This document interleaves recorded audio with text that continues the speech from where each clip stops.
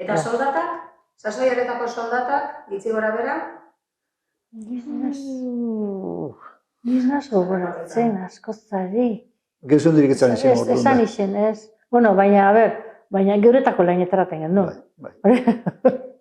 Geuretako lain, ze orduan, bueno, ni pentsatzen dut kuadrillakin eta geixa urteten gendun, oin baino, ze oin, bueno, bakotxa ez dakit, aste burutan gazti urteten dabe, eta baina orduan izi egunero zan, urteti ebe bai, Kaliente, no? Bai, Orduan, auzoko bizimodua gaur eguneko baino askoz bere biziagoa zan, ez da? Eta hartu emona, jenteagaz... Bai. Asko baitik. Gaur egunien, bakotxa bera, gabiz, gano biltzen da modun kabezerakin alantxek. Inor ikusi bez, inoaz egon bez, inoaz berbari bez.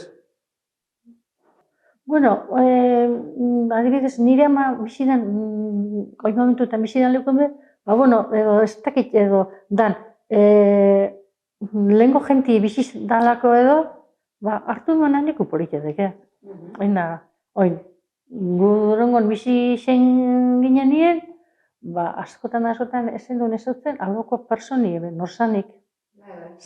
Aurrean bizidan abesto. Ez. Eta kotxi itxi, da venga, etxera. Da etxetik, kotxera. Eta gehiago esorbez. Claro, lana kanpora juten ginen, orduen ez geunken hartu emonik jentiaz. Eta oin be, dipetetan bardine, gu oin basarri batean bizi gara, eta basarri zen be, ez ebez.